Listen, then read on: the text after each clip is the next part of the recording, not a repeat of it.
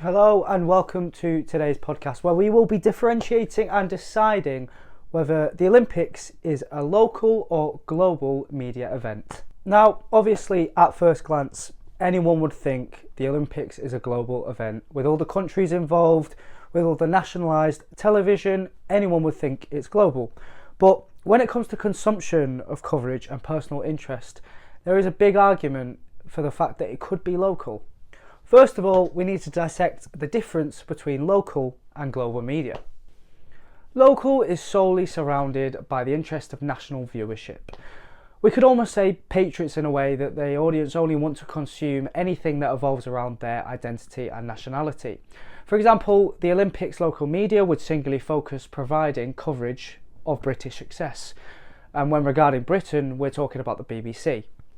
Whereas with global media, you could pick out a broadcaster such as Eurosport, where they globally publicise coverage across numerous countries and provide a widespread span of sport, with any sort of nations available and successes with no bias whatsoever.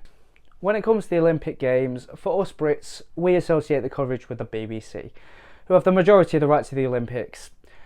This year, coverage of the Paris 2024 Olympic Games was streamed a record-breaking 218 million times online, and that nearly doubles the Tokyo Olympic Games total of 104 million, with 12.2 million people signed into BBC iPlayer accounts to watch the coverage over the months. And the biggest question is, why the BBC? The easy answer is medals. Great Britain finished on 65 medals for this year's Olympics, which were all covered by the BBC, whatever platform it may be, whether it was live or it was end of the day highlights, or whether it was on YouTube or normal BBC.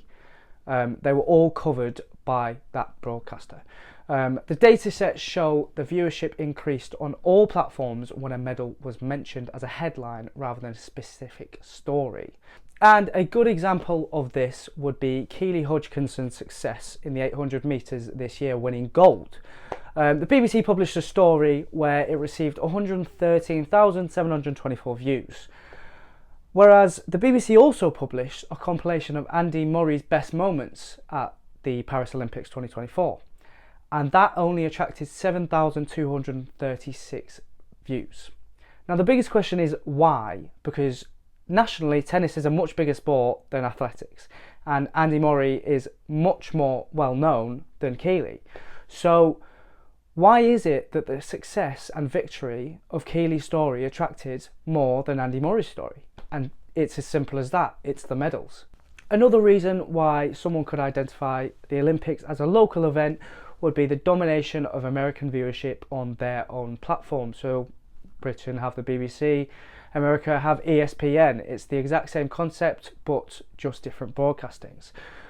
So we're going to use Andy Murray as an example. The exact same coverage was provided on ESPN about Seth Curry, and it was covering all of his 3-pointers he scored at the Olympics 2024, through the group stage, through the final, through everything. This generated 1.1 million views. That's more than 1 million views than Andy Murray's. And the simple answer to that is the population. American viewers are more interested in basketball than they are tennis, and they're interested in American athletes more than British athletes. An easy way to identify whether an aspect of the Olympics would be local would be matching up the popularity of an event to the broadcaster provided. So, for example, ESPN, an American broadcaster, covered the men's basketball semi-final where America were involved. This attracted 1.6 million viewers. Eurosport provided the exact same coverage of the exact same game, but it was 1.2 million viewers less. They only attracted 200,000 people. And why is that? Because people who are subscribed to Eurosport are not as interested in how America are doing. American subscribers of ESPN live in America, so they are interested in American sports. And this is why the aspect of local media within the Olympics is so apparent, because people are subscribing to the things they want to see from their country. Now, I want to move away from the sports aspect of the Olympics, and I want to go into the events aspect of the Olympics in terms of the opening and closing ceremonies and how big it is for global and local viewership.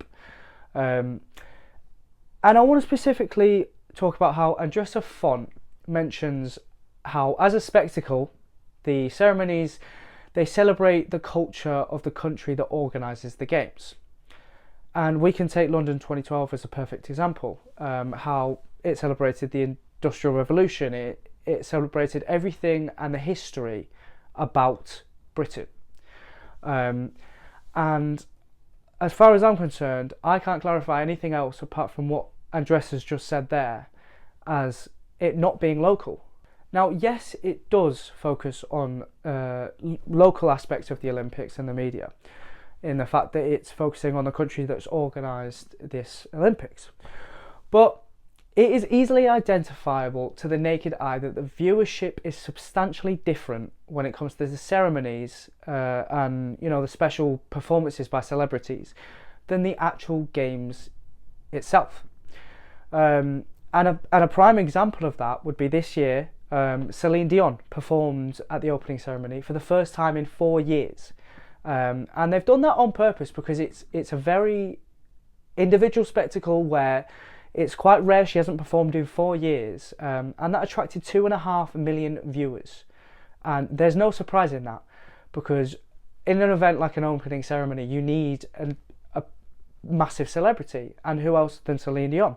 On the other hand, you've got Tom Cruise at the closing ceremony, an international celebrity, throwing himself out of a plane, doing what he's well known for globally. And he's throwing himself out of a plane and he's picking up the Olympic flag and taking it to LA, where the next Olympics is going to be held.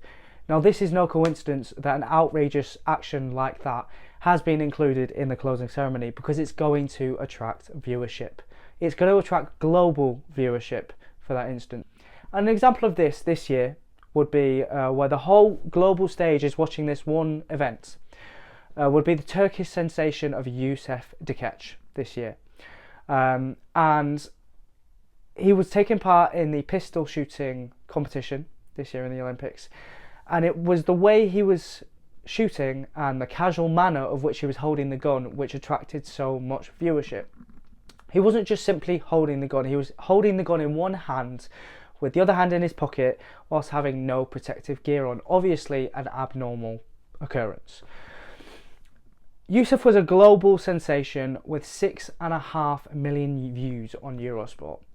And the reason why I have specifically chosen this story is because this is not Turkish broadcasting. This is not 2 Turkish receiving public members. This is a global story which has been published on every single broadcasting avenue, whether it be Twitter, TikTok, Facebook, and it's a global sensation. And this global, worldwide media coverage would not be apparent without the change in journalism within the Olympics. And Tomlinson mentions it, where he says the media presence in the Olympic Games has grown from 11 journalists during Athens 1896 to over 13,000 in Atlanta 1996. There are more media personnel accredited than athletes and officials together, Tomlinson said. And this just proves the point that without these journalists, this would not be a global occurrence. It would be a local occurrence where it's held would only be the broadcast of the event. And concluding that there are many arguments and examples as to why the Olympics could be both local and global. Me personally, I'd go for global, just for what the Olympics is as a whole, in terms of the spectacle, the events, the ceremonies, the important people that are involved in it, and the athletes, and the coming together of the 5 continents, which is the Olympic logo, which is right here.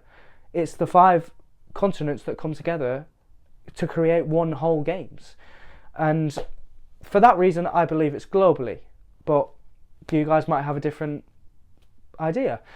If you do, let me know what you think in the comments, and as always, I hope you enjoyed, and see you next week.